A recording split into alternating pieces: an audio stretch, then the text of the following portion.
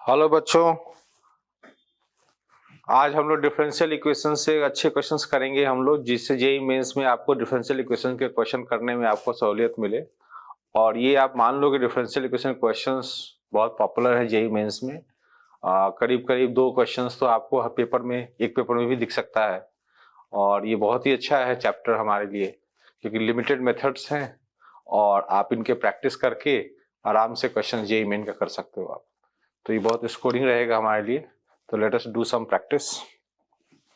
Let f be a differential equation such that f1 equal to 1 and limit this is equal to 1. अच्छा, तो अब इसमें एक interesting बात है कि हमें डिफरेंशियल इक्वेशन नजर आते हैं, बट इसके अंदर जब हम लिमिट निकालेंगे ना तो डिफरेंशियल इक्वेशन तैयार होगा। तो हम इस पे चेक कर लें 0/0 फॉर्म और LHU लगा लेते हैं। LHU लगा लें मतलब t के रेस्पेक्ट में डिफरेंशिएट करना पड़ेगा, x के रेस्पेक्ट में नहीं।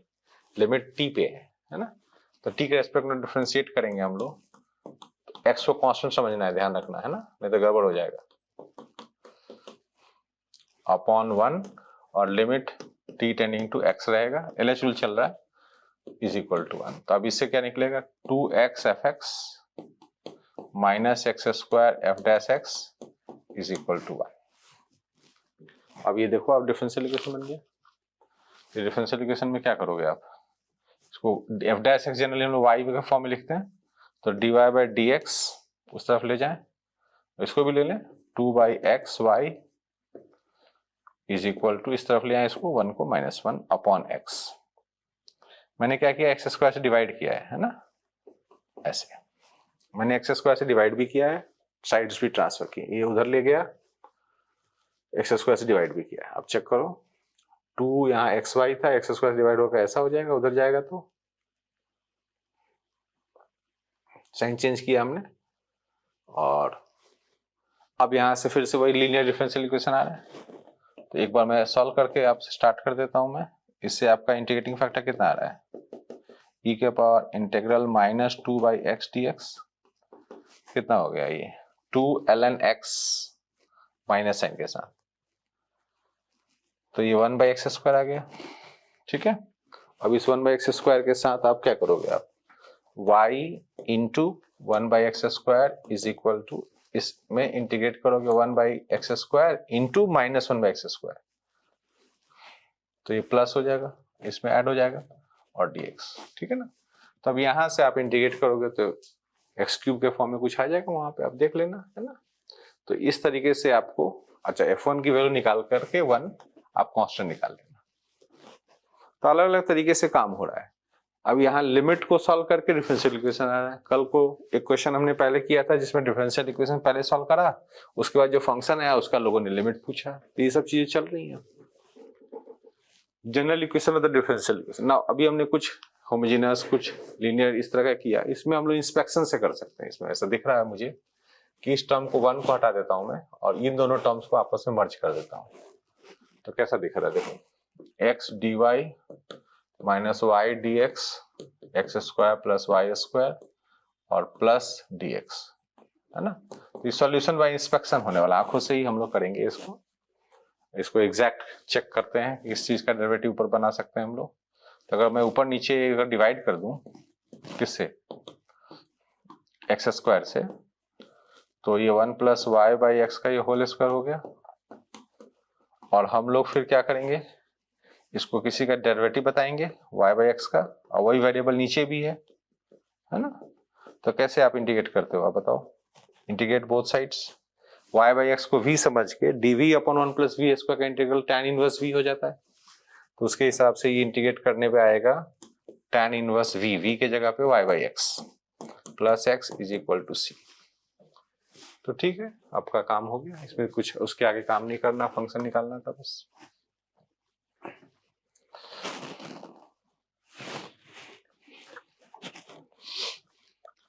Solution of the differential equation. तो इसमें भी देखो काफी चीजें कॉम्प्लिकेटेड लग रही हैं, किसी भी प्रकार का फॉर्म नहीं दिख रहा हमारा। तो आपको थोड़ा देखना चाहिए कि क्या हम इसको पेयर मैच करा करके कुछ एग्जैक्ट फॉर्म ला सकते हैं, कुछ सॉल्यूशन में इंस्पेक्शन ही करना चाहते हैं। तो इसमें अगर देखो इसके हालत साइन क्यूब है, यहाँ पे इसका डेरिवेटिव यहाँ कुछ दिख रहा है, तो इनको हम पेयर करेंगे। ठीक है ना, इसको लाओ, पास लाओ। तो x square d x plus x cube cos y sine square y d y. ठीक है ना, ये टर्म्स हम इकट्ठे यहाँ मैनेज करेंगे क्योंकि इनका डेरिवेटिव है एक दूसरे का। उसके minus y square cos x d x और माइनस, इसको चाहे तो कॉमन ले लें, माइनस 2y ठीक लग रहा है मुझे क्योंकि ये भी किसी चीज तरीके से देखा जाए तो वाई स्क्वायर का डेरिवेटिव जो है इधर सेट हो रहा है 2y और cos x और sin x में भी कुछ कनेक्शन बैठ रहा है आपस में, है कि नहीं? यहाँ पे भी हो रहा है। तो इसको आप देखो किस चीज का इसको डेरिवेटिव बताओगे, एक्स स्क्वायर, ऐसा सॉरी साइन क्यूब वाई छूट गया यहाँ पे, साइन क्यूब वाई। ठीक है ना, तो इसको मैं बता सकता हूँ किस चीज का डेरिवेटिव है। इसमें एक 3 की कमी लग रही है क्योंकि जैसे एक्स क्यूब का अगर हम डिफ्रेंशिएट करेंगे तो 3 आएगा जो कि यहाँ पे होना चाहिए था, जो कि नहीं है। तो 1/3 क्या ये x cube sine cube y का डेरिवेटिव है? एक बार चेक करें। तो ये x square sine cube y ये बन गया, 1/3 कट गया। और इसमें जब करेंगे हम लोग तो साइन क्यूब वाई का डेरिवेटिव क्या बनेगा? X cube into 3 sine square y cos y. ठीक है, तो वो 3 भी कट गया। ठीक है, सेट हो गया ये। इसमें क्या हो रहा है, इसमें हमने देखा कि वाई स्क्वायर का डेरिवेटिव 2y है, तो हम तो डेरिवेटिव ऑफ वाई स्क्वायर तो कंसीडर करेंगे ही, और साइन का डेरिवेटिव cos x है तो साइन x भी रख लेंगे। अब चेक करें आप, ठीक है ना। तो इस तरह के एग्जैक्ट फॉर्म हम लोग को देखने को मिला है। अब इसको हम बाहर निकालेंगे और चाहें तो 3 से गुना भी कर लें तो अपने को मिल जाएगा solution.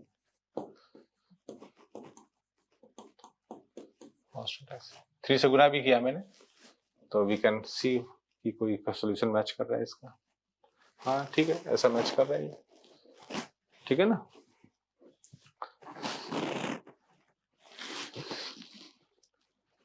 Let y equal to ix be the solution of the differential equation this। तो इसमें भी देखो टर्म्स को हम चाहें तो पेयरिंग कर सकते हैं हम लोग। थोड़ा अच्छा टर्म्स दिख रहे हैं, जैसे x dy मुझे यहाँ दिख रहा है, यहाँ पे y dx दिख रहा है, तो इसको मैं पेयरिंग कर सकता हूँ और मैं भी इसको भी एग्जैक्ट फॉर्म में ही लूंगा।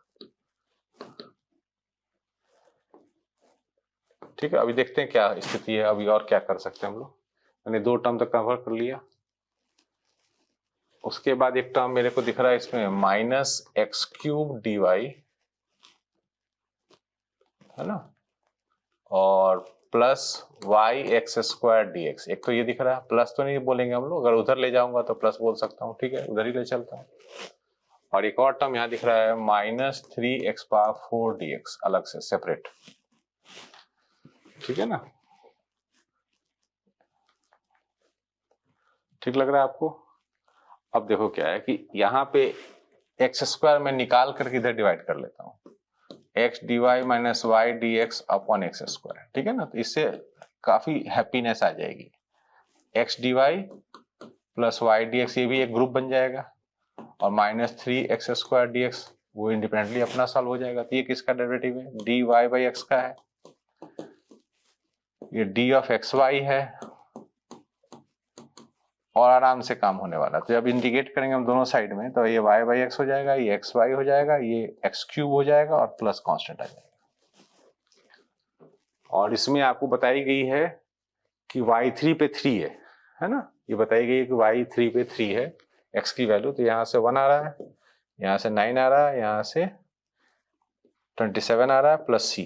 तो यहाँ से c का वैल्यू जनरेट हो जाएगा आपका कितना? 18 उधर ट्रांसफर करें तो 19 जनरेट हो जाएगा। ठीक है ना। अब इस c के वैल्यू के साथ आप y4 निकाल सकते हो। y4 का मतलब हुआ कि x की वैल्यू 4 डालें आप, तो y by 4 is equal to 4y minus x cube की जगह पे 4 क्यूब मतलब 64 और प्लस c जो भी था 19। यहां से अपना y सॉल्व कर लें। ठीक है ना, तो देख लेना आप, उसमें से कोई वैल्यू आ जाएगा। तो एग्जैक्ट फॉर्म भी आपको थोड़ा पकड़ना पड़ेगा, उस एग्जैक्ट डेरिवेटिव्स भी आपको मिल जाए। चीजें एक तो क्विकली हो जाती हैं, ज्यादा मेथड में नहीं जाना पड़ता है, और दूसरा कि आपका अरेंजमेंट ऑफ टर्म्स बहुत बढ़िया होना चाहिए कि कौन सी चीजें किस चीज का डेरिवेटिव बन जाती हैं। तो ये आपको थोड़ा सा ऑब्जर्वेशन का खेल है, इसमें थोड़ी प्रैक्टिस चाहिए।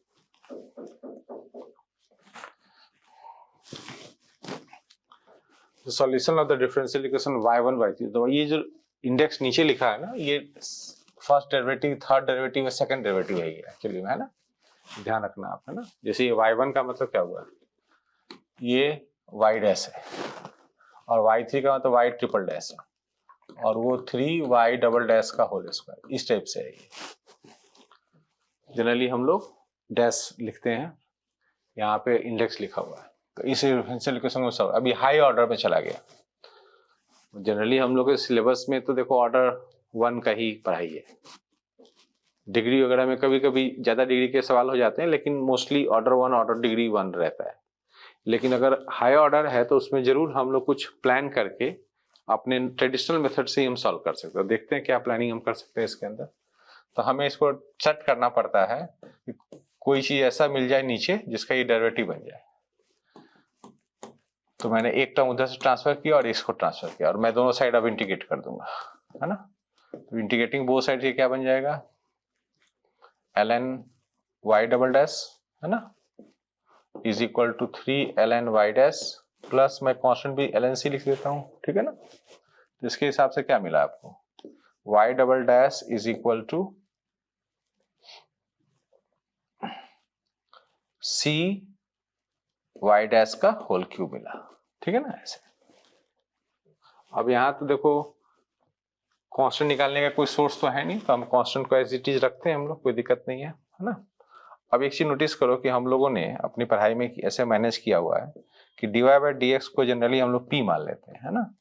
तो d2y बाई dx स्क्वायर को अगर हम लोग देखें तो p dp बाई dy हो जाएगा, ठीक है ना। तो ये आप चेक कर लेना। तो इसके हिसाब से हम जाएंगे अब इसमें। तो y डबल डैश को मैं लिखूंगा p dp बाई dy, इसको लिखूंगा मैं c p q।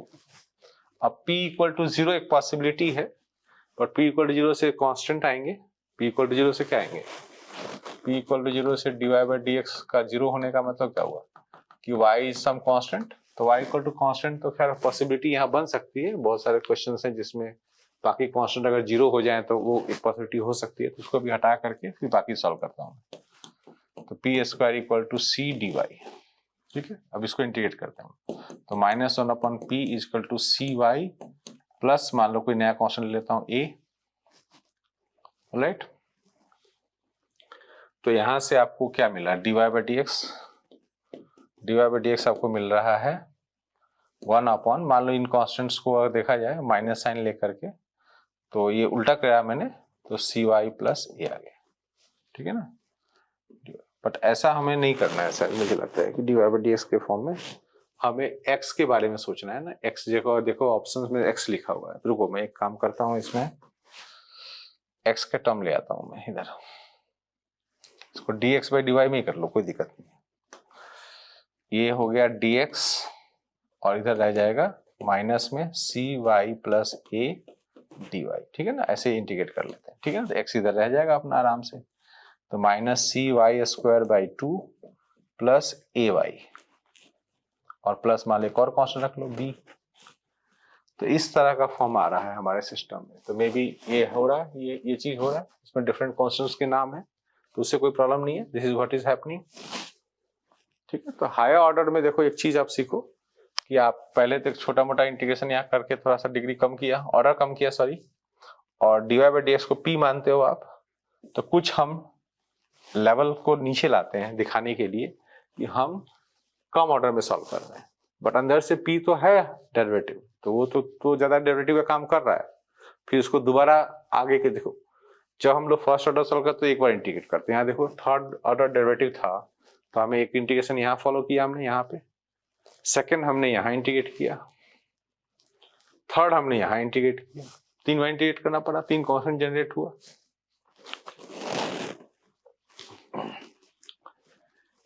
fx a continuous function which takes positive values of x greater than equal to 0 for x and satisfies this equation with f1, ये fa नहीं है f1 है, f1 equal to half, find the value of √2 plus 1। तो यहाँ पे देख सकते हो आप कि एक इंटीग्रल फॉर्म में इक्वेशन है, वहां से आपको डिफरेंशियल इक्वेशन लानी है, तब जाके आप फंक्शन निकाल सकते हो। दोनों तरफ आपका f फंसा हुआ है। Let's differentiate on both sides. तो डिफरेंशिएट ऑन बोथ साइड्स करेंगे आप, तो क्या बनेगा आपका, 2 root f x into f dash x. इस तरह का आपका डिफरेंशियल इक्वेशन देखने को मिल रहा है। और जनरली हम लोग कंफर्टेबल रहते हैं एफ एक्स को y लिखने में, तो y माइनस रूट वाई इधर ले आओ और 2 भी इधर ले आओ, root y is equal to x d y by d x. ऐसे मैंने थोड़ा अभी f को y में लिखा है मैंने, ठीक है ना। अब देखते हैं क्या कर सकते हैं हम लोग। वेरिएबल सेपरेबल है, सिंपल वेरिएबल सेपरेबल है, तो एक काम करो, dy को हम लोग उधर इस सब को ले चलते हैं, dy upon root y common ले लेता हूं मैं, रूट वाई माइनस 1, 2 भी इधर ही रखना चाहें तो रख लें, और is equal to d x upon x, ठीक है ना। इस फॉर्म में हमें इंटीग्रेट करना, वेरिएबल सेपरेबल ही चल रहा है, सिंपल डिफरेंशियल इक्वेशन। अब इसमें थोड़ा सा आप इंटीग्रेशन के पॉइंट ऑफ व्यू से देख लेना, इसमें रूट वाई माइनस 1 को v डाल सकते हो, क्या बन जाएगा 1/2 root y d y equal to d v हो जाएगा। तो यहाँ से कौन सा डिफरेंशियल इक्वेशन बन रहा है, d y by root y 2 भी हटा करके हम लिख लेंगे डी वी अपॉन, एक तो v लिखेंगे और दूसरा हम लोग लिखेंगे रूट वाई यहाँ बच रहा है तो उसको लिखेंगे हम लोग v plus 1 equal to d x upon x, ठीक है ना। और इसको हम पार्शियल फ्रैक्शन में तोड़ लेंगे,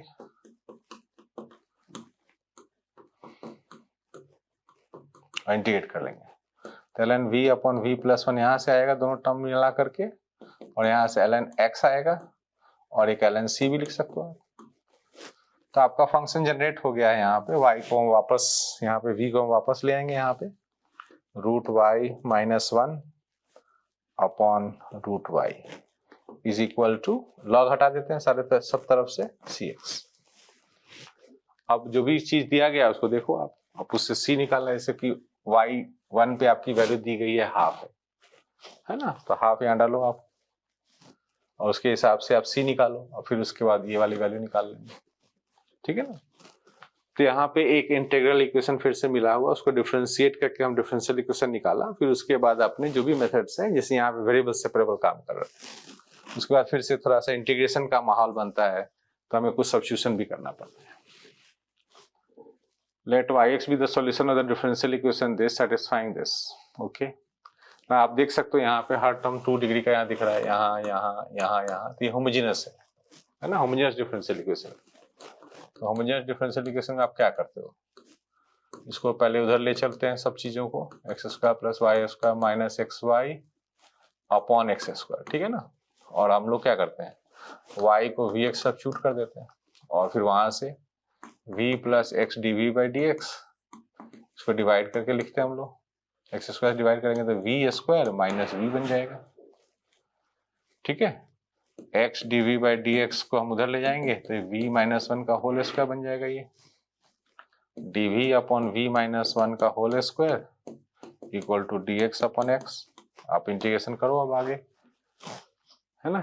और उसके बाद आपको कुछ खास काम नहीं है, कांस्टेंट एक निकालना है, ये तो माइनस 1 अपॉन वी माइनस 1 आ गया is equal to ln x plus C आ गया। एक तो आप 1 डाल करके y1 इक्वल टू 0 डाल के कांस्टेंट निकाल लेना with the help of this expression, और बाद में फिर ये वैल्यू निकाल लेना। प्रैक्टिस करनी है आपको इसमें कि कभी होमोजेनियस जरूरत पड़ रहा है, क्या पड़ रहा है, क्योंकि आपको क्विक होना पड़ेगा थोड़ा, अगर क्विक नहीं होंगे तो गड़बड़ हो जाएगा। A spherical iron ball of 10 centimeter in radius is coated with a layer of ice। तो मान लो इसको एक लेयर ऑफ आइस से कोट कर दिया, तो इसमें जो वॉल्यूम ऑफ आइस है वो ये है ना, ठीक है ना। अब इसमें जो आयरन बॉल है उसका तो 10 सेंटीमीटर रेडियस है यहाँ तक, और इसका थिकनेस कुछ मान लेते हैं हम लोग, मान लो W मान लेता हूँ इसका थिकनेस, एक्स्ट्रा जो आइस का थिकनेस है, ठीक है ना, W मान लेता हूँ। तो वॉल्यूम ऑफ आइस कितना है, तो pi by 3, pi r cube होता है, तो 10 प्लस W हो गया होल क्यूब। ये तो हो गया पूरे स्फीयर का, उसमें से आप घटा लो ये आयरन बॉल का वॉल्यूम, पाई बाई 3 10 क्यूब, ठीक है ना। ये तो हो गया वॉल्यूम ऑफ आइस।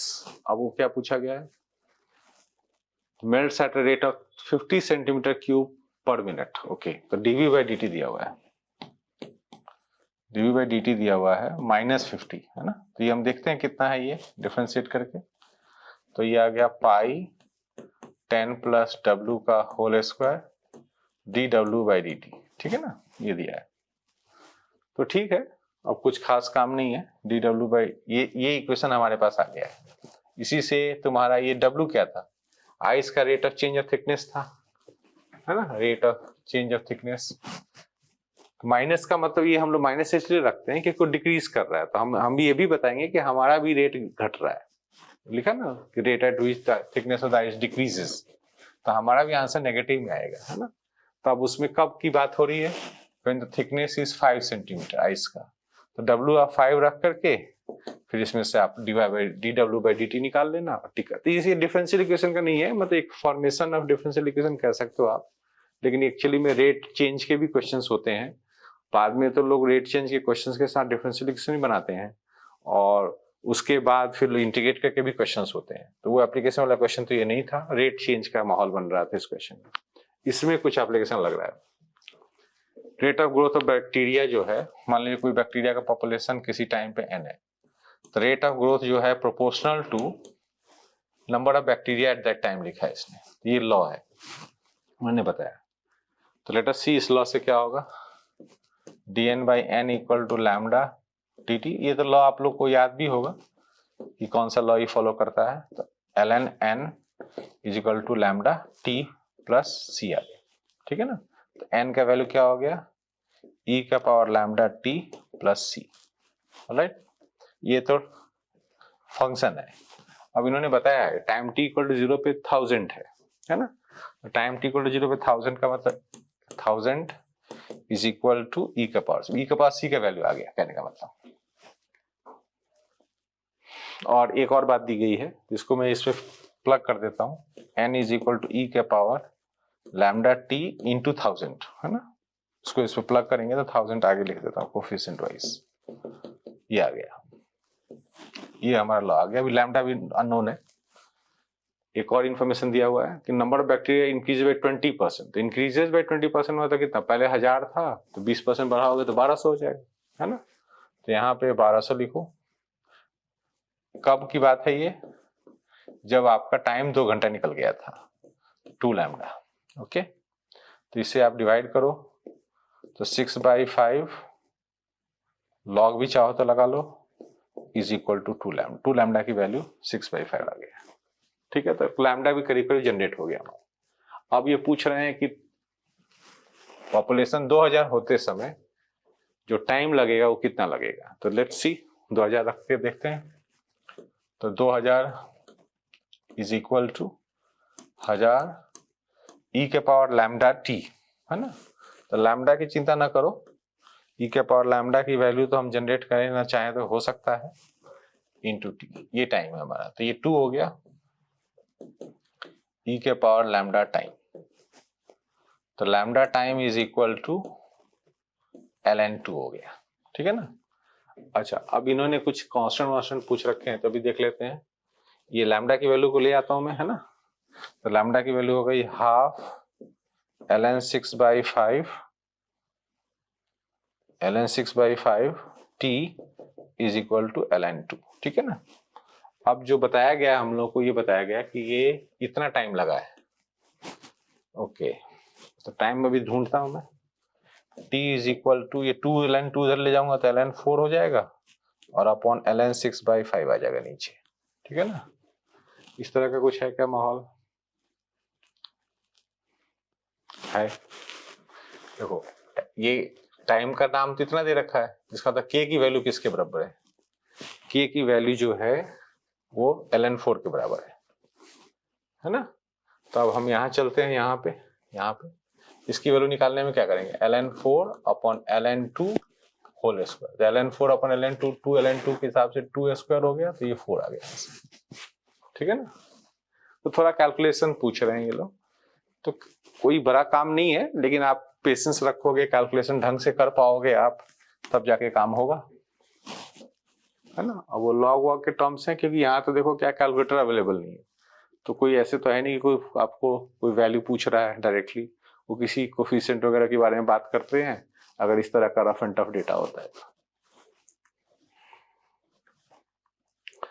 तो आपने देखा कि हमने प्रैक्टिस करी है अभी आज डिफरेंशियल इक्वेशन के ऊपर काफ़ी, और इसी तरह की प्रैक्टिस आप और करो, और मुझे ऐसा मानना है कि डिफरेंशियल इक्वेशन क्वेश्चंस को आप डेफिनेटली कर पाओगे इन लिमिटेड टाइम। लेकिन कई क्वेश्चंस ऐसे होते हैं जिसमें वो स्टेप बढ़ जाते हैं, जब आपको क्वेश्चंस में वो लोग ये पूछते हैं कि भैया फंक्शन आ गया तो अब मेरे को एरिया बताओ, या मुझे आप कोई लिमिट बताओ, या कोई इंटीग्रेशन बताओ। तो उस वक्त आपको ऐसा लगता है कि टाइम ज़्यादा लग रहा है, तो उसमें आप देख लेना, अगर टाइम बहुत ज़्यादा लग रहा है तो आप स्किप कर देना उस क्वेश्चन को।